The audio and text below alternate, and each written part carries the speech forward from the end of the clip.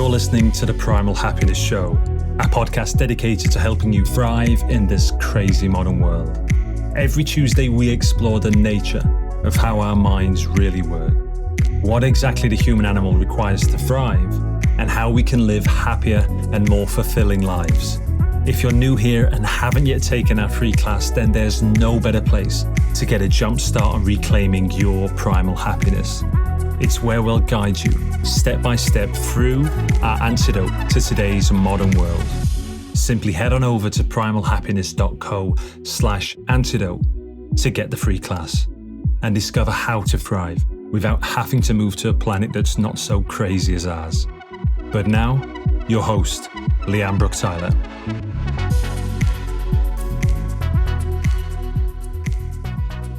Hello, my beautiful people. A huge warm welcome back to the show. In today's crazy modern world, men and women are living shallow, disconnected, and unfulfilling lives. So we created the path for those who are ready to reclaim their wildness and actualize their deepest gifts. We don't currently have any offerings or openings from which you can walk the path of Waking the Wild, but if you're not already a member of our gorgeous free Facebook group, I would very much advise you go and do so. It's honestly such a beautiful place, such honest and deep conversations. It's really becoming something quite unusual in the world of Facebook. So if you're not already in there, come join us over at facebook.com/group/primal happiness. I really hope to see you in there soon. And now on to this week's show.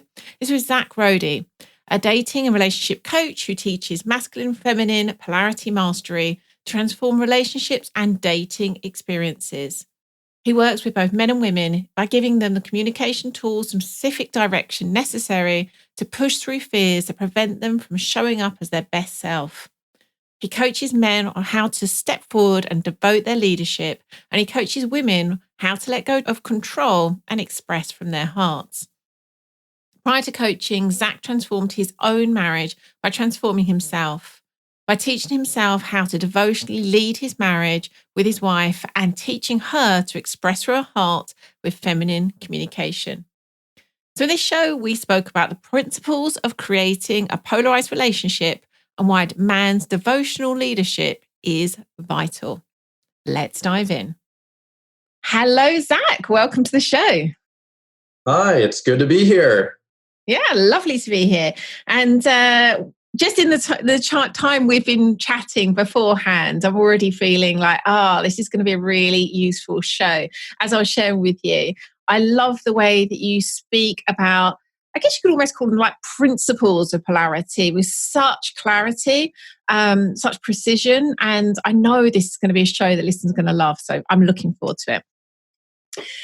I would think it's going to be helpful just to start with a sense of like, how did you get into this work and get to this level of clarity? So like hit us with how you arrived here. Where did all this start? Okay. So it's a bit of a journey. It started 13 years ago for me when I was 23. And up till that point, I was pretty much hopeless with women. Like it was just women made no sense to me. I was terrified of them. I was terrified of rejection. I was terrified of taking risks. And I just couldn't figure out why women didn't like me. I thought I was an interesting guy, but it was just nothing really worked. And the moment that it really, really shifted for me, and I really started getting into self-development, was I actually did finally get on a date with a woman.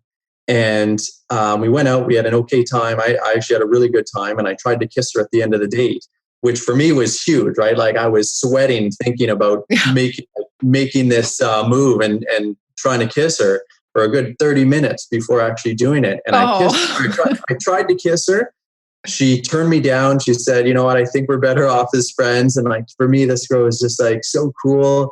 And I like spent so long trying to find someone like that on online dating.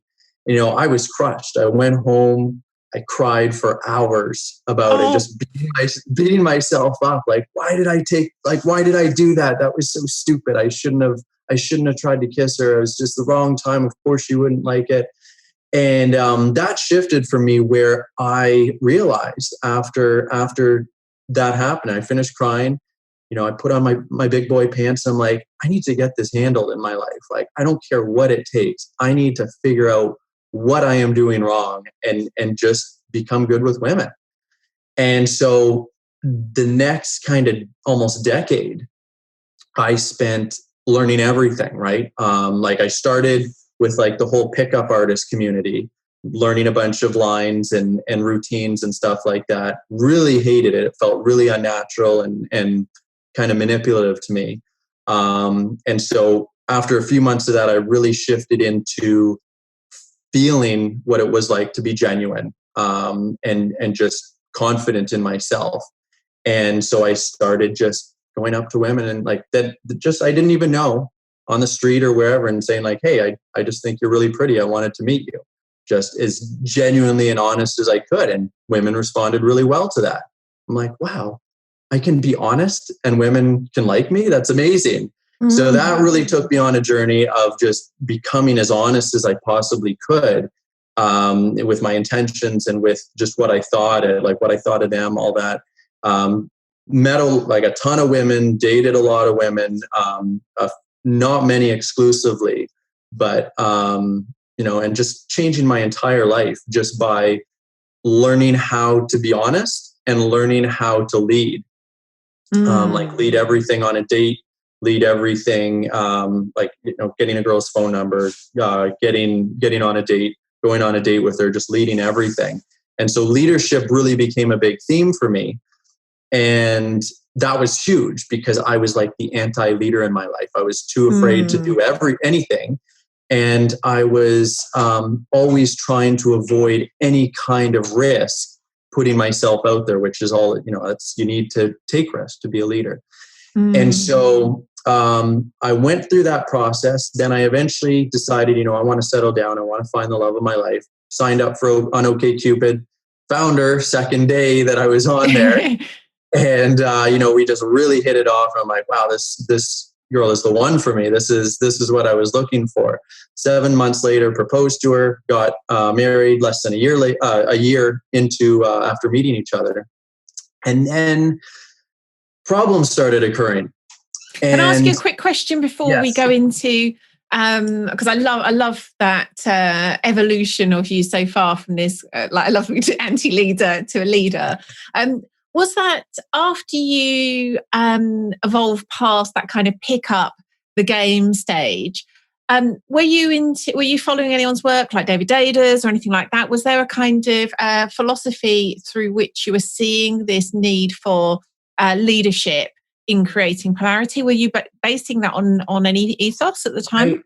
I didn't know anything about the masculine and feminine. I didn't know anything about polarity. I had a very different like conceptual understanding of attraction and being a man and all that kind of stuff, which helped a lot. It did help a lot with pickup, but man, if I just understood this masculine feminine stuff from the beginning, I would have saved myself a lot of grief. But I guess I just wasn't ready for it at that stage. And maybe I wouldn't have accepted it. I don't know. But once I really understood the masculine feminine, it just took all the knowledge and understanding that I had, most of which came from myself, right? Like I did learn a lot from, pickup artists and people in self-development and all that stuff, but I didn't really spend much time in like a spirituality.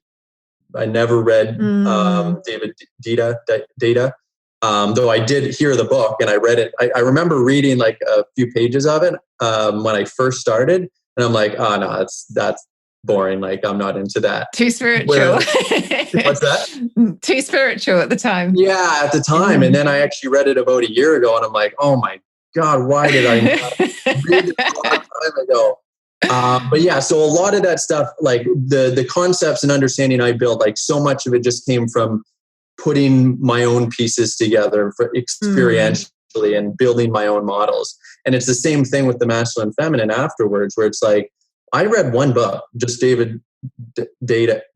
Is it Data? Yep. David Data. And that was it. And then after that, I interacted with a few people on Facebook, and then I just started putting all these puzzle pieces together for myself. building, I'm good at building models. That's what I do. I build conceptual frameworks and models to help myself and then to help other people in self-improvement. And I used to coach men with meeting women and dating women, and I built my own models. And it's just the same with this. I just really am passionate about it. But yeah, if I had this masculine feminine model, like when I first started, it would have been a very different journey, I think. But then I guess that is how we learn best, isn't it? Sometimes we do need that, the reason, the pain to even go there. So I interrupted you just as you were saying, so you found the love of your life, got married, and then you found what I was hearing, and do tell me if this is off, but kind of what got you there won't take you, well, what got you here won't take you there, in that kind of understanding of integrity and leadership wasn't quite creating the marriage that you'd wanted. Yeah. And there's a big difference between dating and relationships. That is for sure. And my problem was my model that I had at the time was, just be authentic and genuine and kind of like do whatever you want and give when you feel like giving. And that's kind of it. That was my thing. So like there was certainly a lot of attraction in my marriage.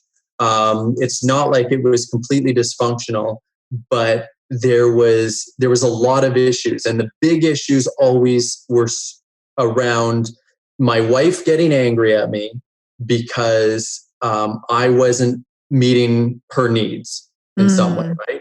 And when she got angry at me, I just had no interest in meeting those needs, because all I felt was blame and criticism. And, I'd kind of get into my little boy wounding stuff, right? And argue back and be defensive and all that kind of stuff. Instead of just like taking on my responsibility as a man, which I do now, right? When I really figured this out, and just leading her to be vulnerable, to express her feelings, expressing what's actually in her heart, which is what a man needs to really feel like compelled, like, oh, I want to meet your needs. I want to make you feel good. I don't want to make you feel these bad feelings anymore.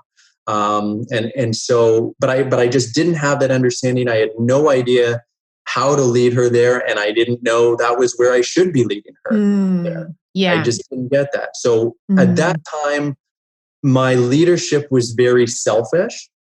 It wasn't about her. It was just about, I'm gonna do what I want kind of thing. If I feel like giving you something, I'll give you something. And I was giving, like I did like to give her things. It just wasn't what she needed a lot of the time. It was about what I needed to give her, not what she needed to receive. And what changed all of that for me in a huge way, just in a blink of an eye, is we had a son. And, there was a lot of health conditions that he was born with. And he was stuck in a hospital for the first several weeks with doctors who I don't think they really knew what they were doing, giving him medication that he didn't need, all that kind of stuff. And I have a big health background. And so I just instantly, for the first time, just jumped into like protector mode, right? Like I just felt this overwhelming sense of responsibility. Like, this is all on me. This is 100% on me to make sure my child is safe and protected and can be healthy and all that stuff, right? I'd never felt like that before. I'd only cared about myself in that kind of way. Even with my wife, I never felt that like strong sense of like, I am here to protect you and support you and give you whatever you need to be happy. So just like that, his birth just opened up my heart in that way. And I was just like, doing everything I possibly could to give him what he needed and get him the hell out of that hospital, which we eventually did. And once we did, our son was at home, all of the problems that we had in our marriage, my wife and I, just kind of exploded, because now there is so much more that she needed from me, right? All this support, getting bottles, and this happens to so many couples, bottles and figuring out schedules and all that kind of stuff. But the way that she was trying to get her needs met was by, telling me what to do and getting irritated at me all the time. Like, this is a common story, right? Yeah. And I was like, the things that she was asking for were reasonable. It's like, yeah, she needs a bottle, right? Or she needs like me to be cleaner instead of leaving a big mess when I like help trying to clean a diaper, whatever. But so I tried to accept that. I really tried to accept that and be like, yeah, that's reasonable. That's reasonable. She's asking, but like, why am I so irritated? Why does it piss me off so much when she's like telling me to do these things? And, I had like learned so much with meeting women and dating casually, but none of this stuff really came into it, right? Where there's this kind of dynamic. It was just, we're going to lead. I'm going to take you on a date. And I'm going to go do this thing. None of this came up. So I'm like, how the hell, like, am I just supposed to accept this? I don't know. But it just pushed me further and further away. And I'm like, there is something wrong here. I am not liking this. Like, maybe I'm just a narcissist. Like, maybe I just can't like care about another person. But that's what really, because of my love for my son, I'm like, this is driving our wedge in our relationship. And like, I need to be there for my son. I need to be able to support my wife so that she can take care of my son. And that's when I first started getting into learning about the masculine and feminine. And then when I fully understood what I was doing, like, wow, I am kind of a selfish prick, not meeting my wife's needs the way that she needs. And I finally understood why she was getting angry at me all the time. First off, I was like, yeah, it's because I'm just kind of doing whatever I want and not being a support for her. I'm not being a masculine support for her and leading her and having a desire to protect her and keep her safe and care about her feelings. Like, I just wasn't doing that. I was just being a boy. That's really what I was doing. A really fun boy. Like, I was a lot of fun, but like, I really hadn't grown up into that like devotional masculine leadership. It was like leadership, but it was just all for me, and there's no devotion whatsoever. And so once I connected that piece, it was just a matter of really connecting all the dots of like how I should be leading this relationship. And it took me a few more months from there.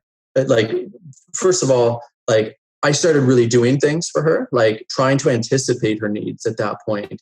And, like when we go out, for example, I would anticipate, she has the stroller and she's walking her son's like, oh, there's a curb coming up. I'm going to jump up ahead and like get ready to lift up the stroller for her. So she doesn't even need to ask for anything. And that felt so good. Like, I can't even describe. It was just like how good it felt with my son, right? It's like, oh my God, like I am caring for someone else. This feels so natural to be in this role of like protector mode and like leading and anticipating. Like, that's an amazing, amazing feeling for a man when his heart is open.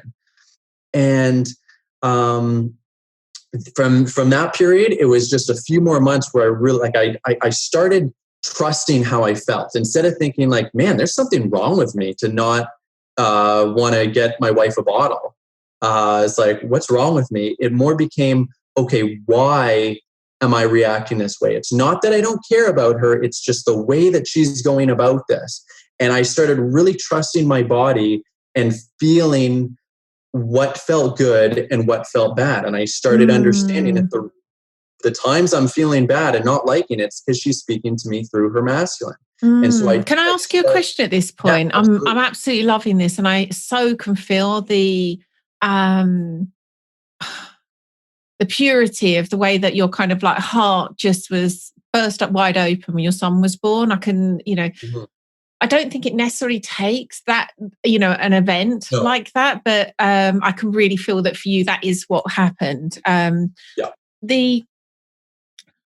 What I'm wondering is, during this time, was your wife in any work, let's say, of this kind too? Was she aware of how she was expressing herself and the effect it had on you? Or was at this point, was it only in your awareness and you were the only one kind of thinking about these things?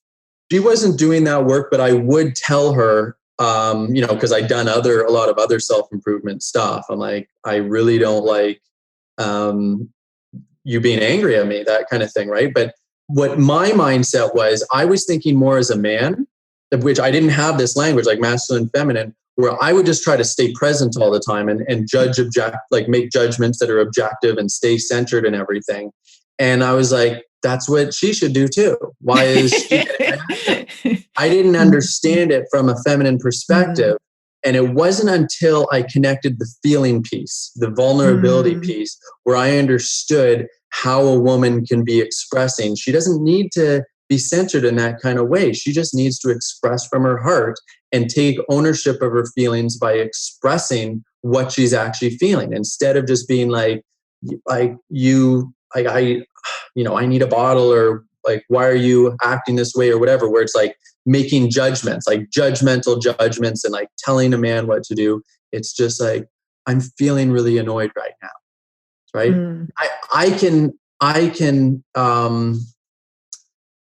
like when she says anything about her feelings like that, I do feel compelled to want to hear her.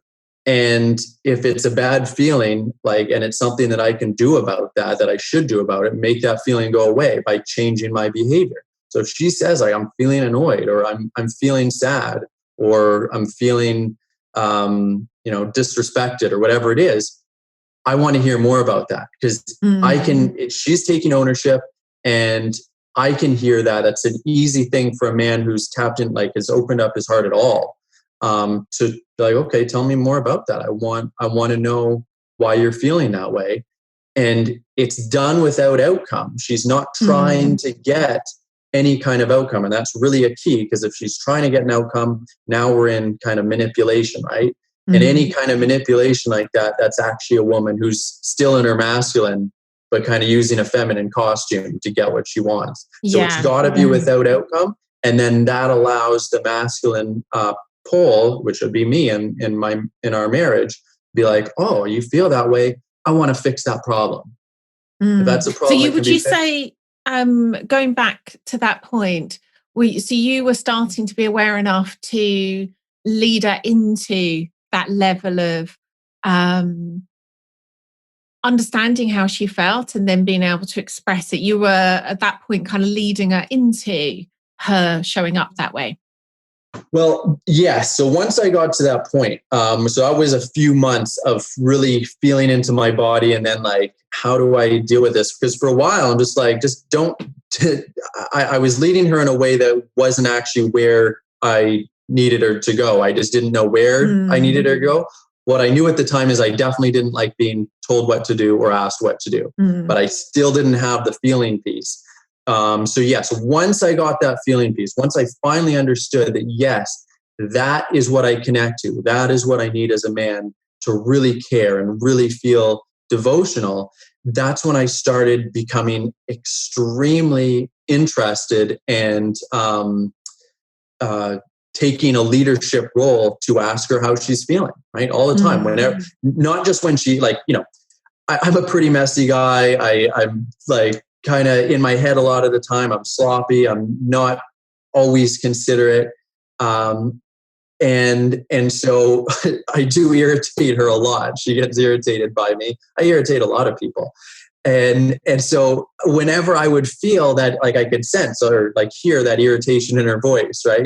That's very clear to me. Before, I would just like ignore it, or I would just like kind of react back in some way, and then it would escalate or whatever. And so I just started to get into the habit. As soon as I hear that, it's like, how are you feeling right now? That would be my question. Like, how are you feeling? I want to know how you're feeling. And it's hard for her, like, feelings don't come naturally for her, like, especially expressing feelings. So, I have to be persistent sometimes. Like, tell me, like, what are you feeling? And she'd tell me, and like, I'm feeling annoyed. I'm like, okay, why are you feeling annoyed? And then she would tell me, and she's not trying to get an outcome now, right? She's just, I'm leading, and she's just expressing, so that that polarity is there. And then I can solve the problem. So yeah, like, I really stepped into leading her to express her feelings. And then when she, even like throughout the day, I don't know what she's feeling. I just want to hear whatever she's feeling. Like, that's really important for me to feel tapped into her heart by her telling me how she feels. And I think that is one of the biggest keys for a man, is to take on that responsibility of leading a woman to express vulnerably, express her feelings, and not through judgments, not through asking them what to do something or telling them to do something or anything else. Express through the feelings. A man needs to be able to do that, because women, like that's, sorry to go on about this, but women aren't, they've been conditioned out of doing that, right? Usually from early parenthood, like, grow up and like just ask in a masculine way kind of thing for what you need. So it's about undoing that conditioning and getting a woman to express from her heart. And that can be terrifying. Like that is a terrifying thing for most women, right? Because they've been rejected in childhood. They've been rejected by abusive men when they actually are vulnerable in that way. And they're closed up. They become really closed up. They don't want to feel that rejection anymore. And so it's a lot less scary for a man to just take that masculine leadership role and just say, like, tell me how you're feeling. I want to know how you're feeling, and create that very safe environment for a woman to express whenever she needs to and hold space for it, rather than just saying nothing and waiting for a woman to be like, oh, I'm so scared to express this, but I'm gonna just say, like, I feel sad. Like, lead her feel safe so that she feels more comfortable just saying, like, yeah, I'm feeling sad right now. I'm feeling annoyed. I'm feeling disrespected. Yeah, I love that. I think there's so much there that you've said that really mirrors my experience, both personally as a woman, but also in the work that I've done with other women, that we are conditioned from such an early age to be out of touch with our bodies, out of touch with our sensations, out of touch with our emotions. And then certainly, even if we have a sense of it, to like express it, it feels so scary, so vulnerable, and so inappropriate quite often, particularly if we've been in a very masculine business environment. Like, that's just so frowned on. Like, emotions don't have a place. And so it really, what I see there is often a need for kind of work on both sides. I love the way that you're taking that responsibility for leading your woman into that relationship with her feelings and the expression of them. I think as women, that's something we also do need to take responsibility for. Like, how do we get back in touch with that? And then how do we bare our hearts in a way that we are able to express it? And that actually leads me to a question I wanted to ask you about this. My sense of it is that both, like, either party in a relationship, either pole can be the one that kind of creates that initial activation. So that could be a woman, I don't know, for example, gets into polarity work and starts from that place of being vulnerable and expressed, and that can create the activation in the man to show up in that way, or vice versa. But I just would love to know what your sense of that is. Yeah, I agree. And that's one of the big messages that I promote through my coaching, is that, like, focus on your own work. And instead of, trying to get your partner to change, because we're always commonly stuck in this kind of, the problem is my partner, it's not me. If only they do this, everything would be fine. Instead of looking at themselves and, like, thinking, how am I co-creating this relationship or this dynamic right now? How am I co-creating that through what I am doing, through my own lack of polarity? And obviously, you don't want to go too far into this and then take on every responsibility, where it's like, even when someone's being really abusive to you, and it's not actually because they're just an abusive, like, person that you should not be with. That is sometimes the case. And when that's the case, you need to be able to differentiate the difference between when the issue is you not taking responsibility for what you're co-creating versus, no, this person is just abusive and I need to walk away from this abuse. Because if I continue to try doing my own work in this relationship, it's just going to open up further abuse. That's not going to be doing work in that relationship. But I think most relationships are not that. Yes. Most relationships are definitely something where you can change what's being co-created by you doing your own work, regardless of whether you're a man or a woman. And that obviously is going to look very different depending on whether you're a man or a woman, right? Like, if you're a woman, it's about learning to step back, stop trying to control things, and just express how you feel about everything with vulnerability, right? Like, how you feel about how your man is treating you, about how the relationship is looking, about how your day is, just about how you're feeling right now. When he tries to tell you to do something, how does it feel in your body when he does that? Does it feel controlling? Does it feel disrespectful? And just expressing that, right, without trying to get an outcome. Just like, oh, I feel really sad because like when you said this, or I feel really disrespected when I was told to do this in this way, whatever it is, right? I feel really lonely right now because we haven't spent time together. And not so with feminine communication, it's all about focusing on the problem, right? The problem of your feelings, like I feel sad, that's a problem. And the also times like what the actual problem is, like I feel lonely because we don't spend time together. Not spending time together is the problem. And then that offers the opportunity for the masculine pole in the relationship to find out a solution. It's like, oh, let's go out on a date. Let's go hang out together. Let's go on a walk. Because that feels really good to the masculine. Where it's like, I get to solve a problem for you. I get to step in as the hero in this dynamic and make you feel good.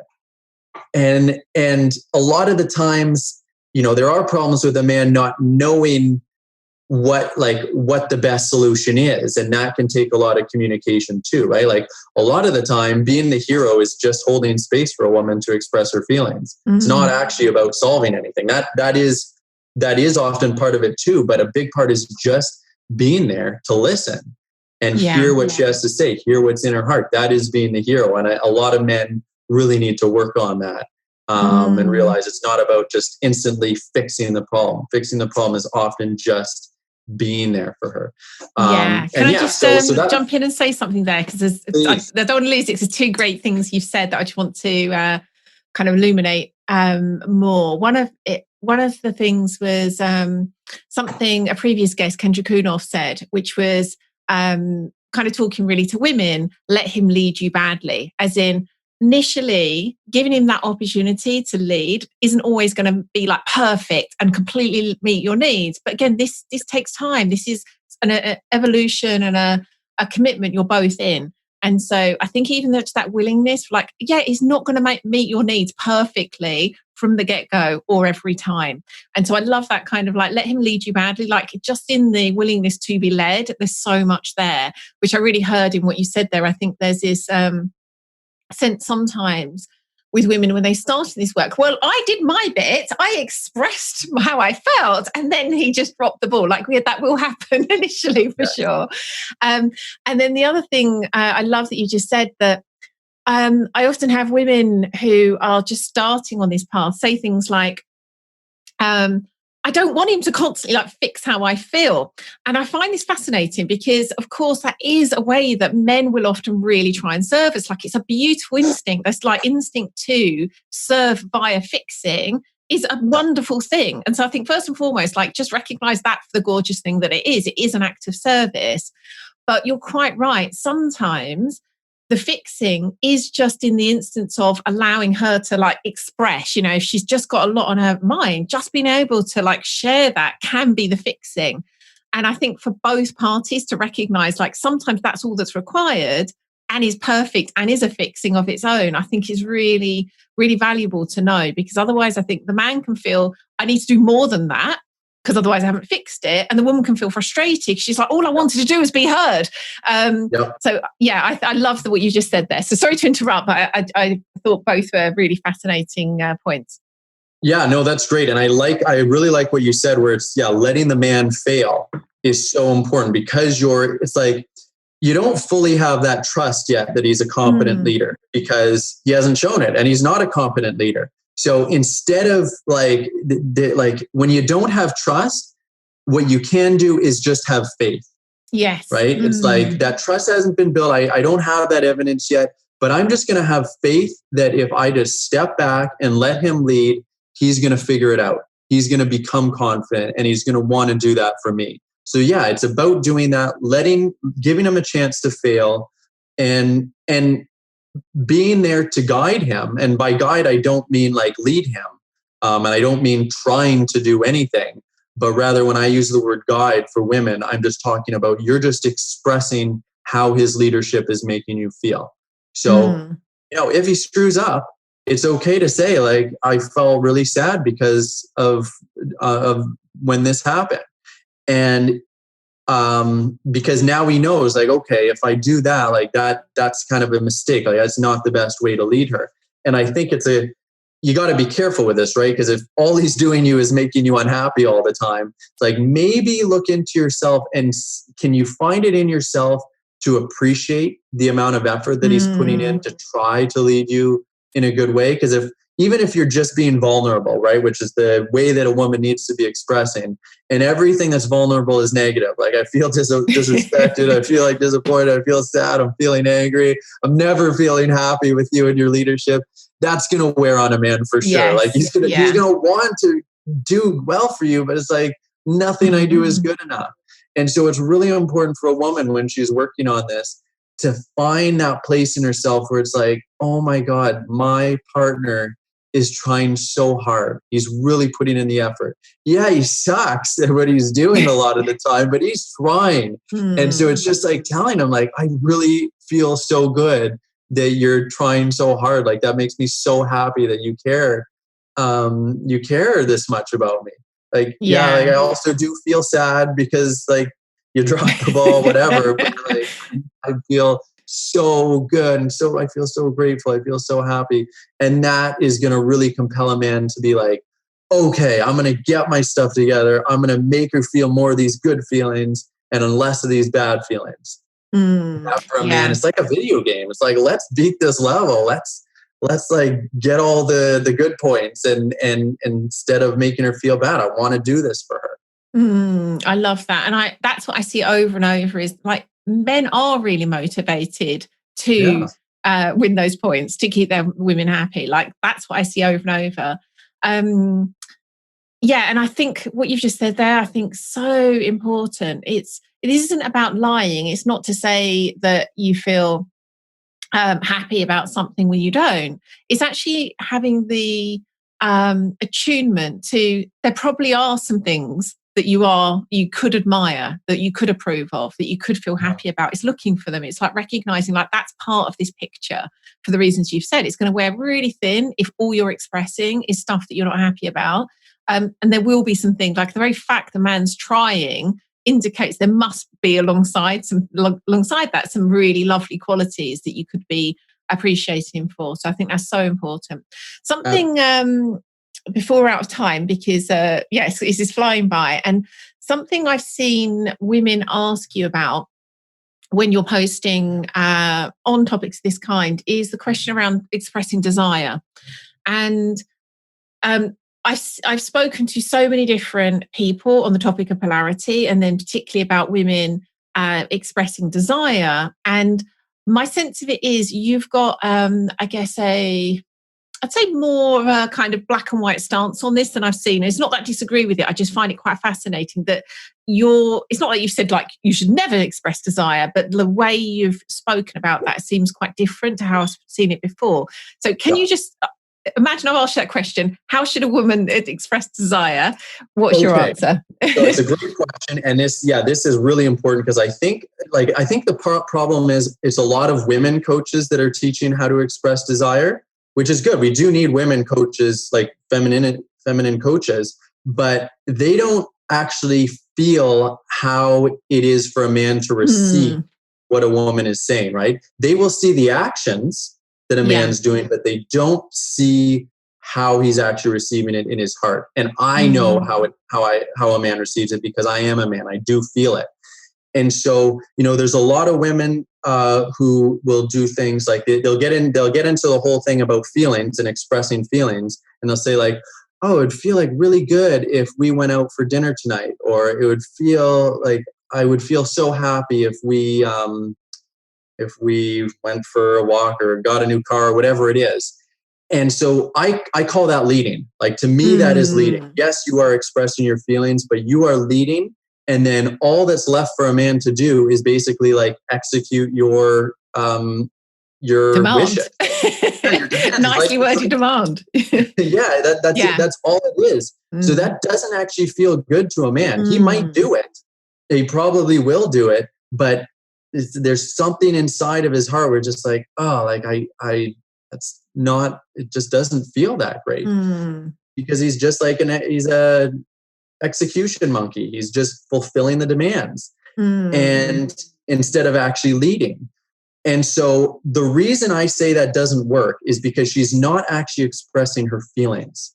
To express your feelings, it has to be feelings that you're actually feeling or have actually felt, because you can connect to those feelings. If you're expressing future feelings that that you think will happen in the future, you're actually anticipating something. And anticipation, that's a masculine quality, to go out into the future and anticipate something, right? It's like with my wife in the stroller. It's like I was anticipating she's going to get to the curb, and I'm going to anticipate her negative feelings if she gets there and I'm not there to help her. And I'm anticipating her positive ones if I help her over.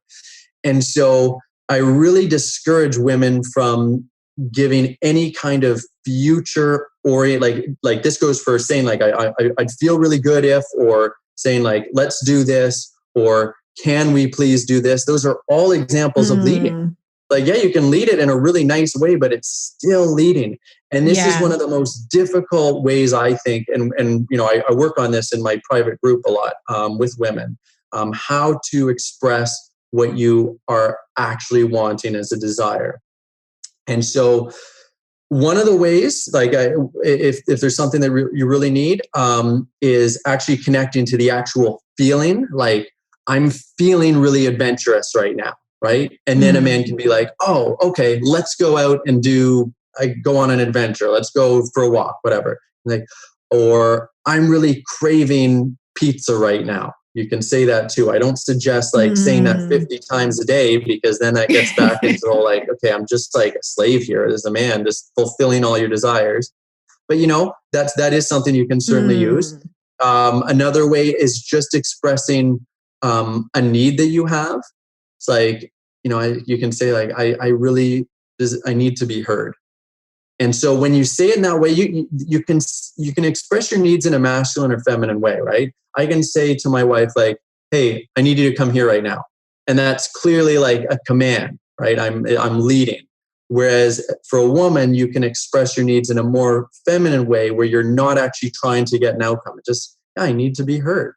I need to, I need like some air. I need to get out of here, kind of thing. And then what you're doing is you're just expressing the problem. You're not expressing, you don't even have to express your feelings on the problem, though that's great too. But you're just saying like, this is my need. This is my problem. And then it allows the man to figure out the solution for that problem, figure out a good outcome to make you feel good. And the other part of this too is the more that you just kind of stop leading and stop asking for things and stop with that kind of trying to get all your desires met. And you just express your feelings. Like when you're not getting what you want, you just say like, I'm feeling sad. This is why. It allows a man to really start stepping into a leadership role and start anticipating your desires. Just like with the curb, right? The curb example, it's like, I'm anticipating that.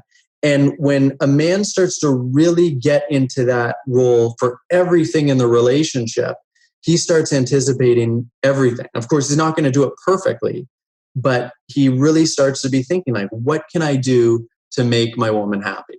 And that's a really good place for a man to be in, right? It's like, I'm always thinking to the future. I'm always thinking about what she needs, so she doesn't even have to ask for them. And I just get to surprise her. And that's really, really fun. I find it extremely fun.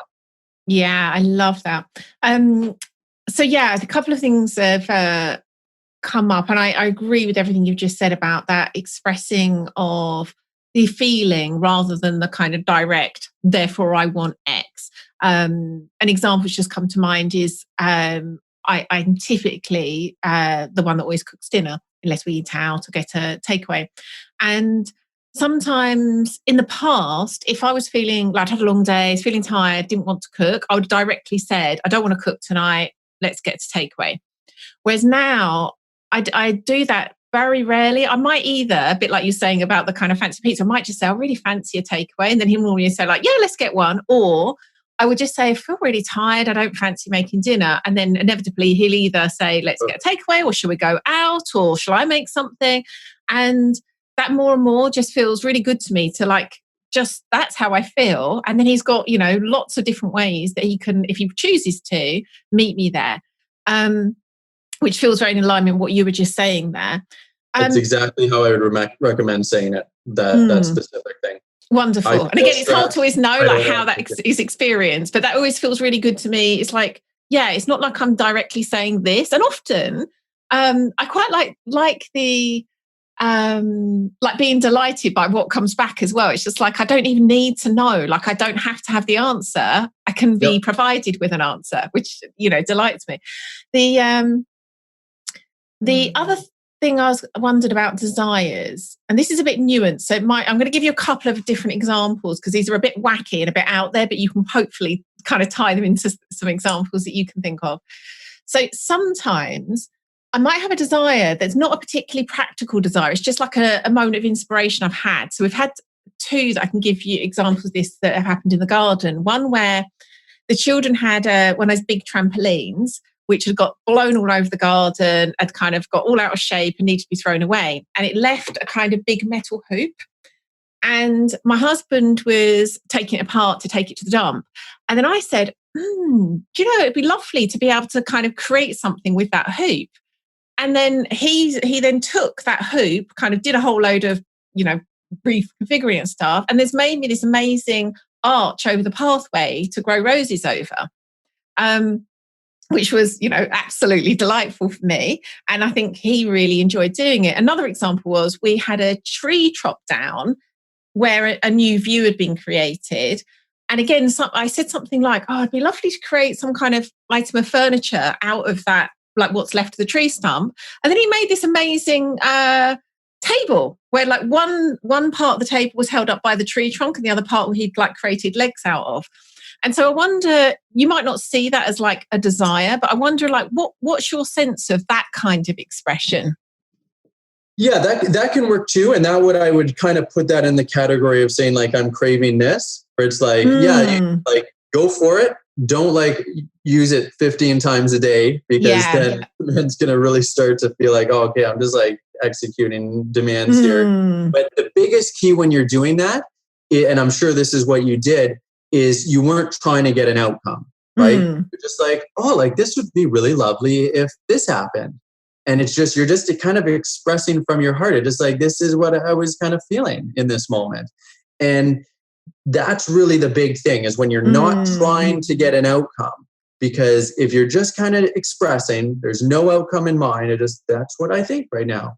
Then it allows the man to still step in as the hero and be like, oh, let's do this for her. Yeah. Let's create that. Whereas if you're trying to get an outcome at all, right, he's going to feel that on some level. And, he still might do it. And he probably still will do it if he's a good guy, but it's going to be feeling like, oh, this just doesn't feel quite right. I don't get to be the man here. It feels more like being a slave instead of really being a man for my woman. Yeah. Oh, I love that. And I can see how that does fall into that same category, let's say, of expressing a craving, which I think that's also, again, I agree with you. If that was 15 times a day, probably that would actually just be a kind of like way of having the need met and create an outcome. But there is also a place for it. And I think what I see is the more women are in touch with their sensuality and kind of what's, those moments of inspiration, intuition that come up, like that's what we're expressing, which is a delightful thing too. I know that, that's something that men often really love in a woman, the more that she is able to express from that place of a kind of sensuality, which feels very much kind of like whether that's expressing a craving or expressing this kind of, it'd be lovely if this, that feels very aligned with what you've just said there. So that really, that's helped me see that more deeply than I had before. So thank you. No problem. So we are almost out of time. I'm so loving this conversation. There's so many other things I could dig into for sure.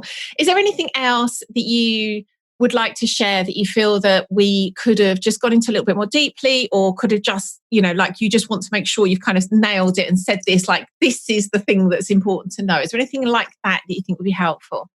The one that we focus a lot on feminine communication. So I guess to balance it out a bit, just as far as the masculine role in all of this is really choosing to lead everything, right? And lead it as a gift.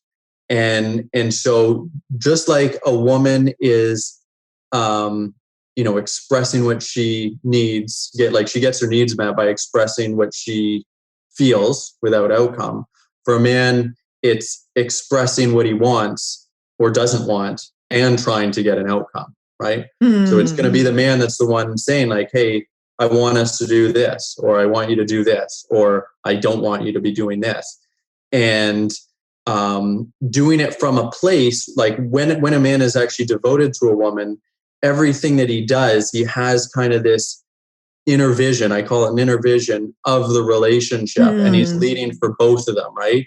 And he's leading to make sure that both people's needs are met, and or both him and his woman are happy, getting both needs met, and leading towards something positive, right? So as far as like polarity goes, it's leading towards a more polarized relationship and healing each other and growing in that way. And I think that's really, really important for a man to start taking charge in that way. And because he'll feel it, right? Like, especially when a woman really starts being vulnerable with him, a good man is going to feel that. And it's important, just like with his job, business, anything else in his life, to take on that responsibility and be like, I'm going to do this. I'm going to do this for us. I'm going to do this for her. I'm going to take on this responsibility because it's the right thing to do and it's what she needs. Yeah, beautifully put. And there definitely is that element of him bringing his heart to it, bringing his devotion that like is so felt by a woman. There is a real difference, like going back to what you said at the start, where you were leading, but there is a difference between leading and leading when you're coming from that heart-centered place. So thank you for compounding that. Wonderful. So if listeners would like to find out more about you and the wonderful work you do, which I'm sure they will, where's the best place to find out about all of your good stuff? So the easiest place to search is relationshipofyourdreams.com. Oh, great. URL. Yeah, so just all one word, no hyphens, anything like that, relationshipofyourdreams.com. And that will have all my YouTube videos and my articles and my coaching services. And I think I have my Facebook link in there, but I might not. But yeah, the other place to really search me is on Facebook. So I have a Relationship of Your Dreams, I think is also my Facebook name, like page name. Or you can search by Zak Roedde. Join me on there. There's always some fun and a little bit of drama going on my page. It's always entertaining. I've seen a lot of that. And I definitely do kind of trigger a lot of people, not on purpose. It just happens. And so I do offer one-on-one coaching for people that are interested, for both men and for women and for couples. And the other big service that I offer that I really recommend for people who want to get into this is I offer a private group. It's subscription-based at $66 US a month. And I talk a lot about general principles, like on my Facebook page and in my on my website. But in this group, I really talk about how to apply this stuff. And, members will come up with situations like, I don't want to cook, just like you did. Like, I don't want to cook tonight. Like, how do I express that in a feminine way? And there's just so many of these situations that we're just brainstorming, like, how do I get into my feminine energy? How do I express from my feminine energy?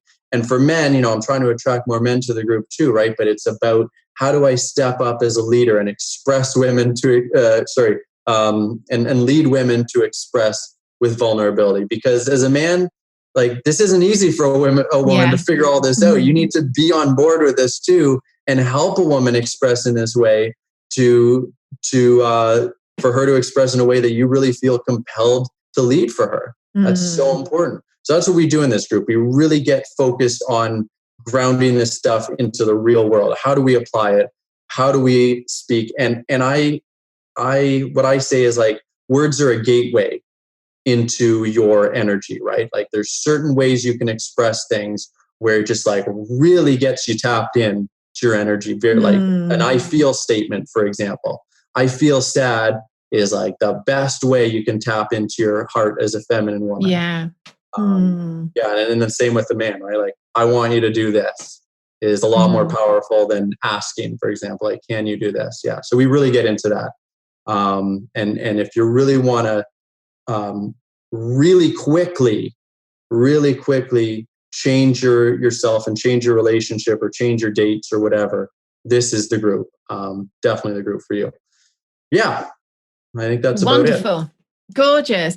Well, thank you so much, Zak. I've really loved this conversation. I do think there's a really nice balance here of like depth, but also, again, what I love about your work is you really are able to do it in these kind of speak in these kind of nice, simple, easy to understand principles. And I think this is going to be a really helpful show. So thank you so much.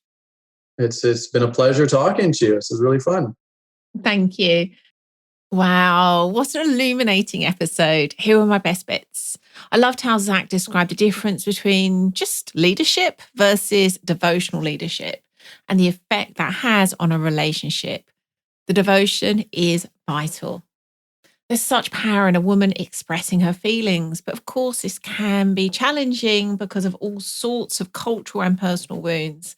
Creating a relationship where it's agreed that it is welcome makes it far more possible.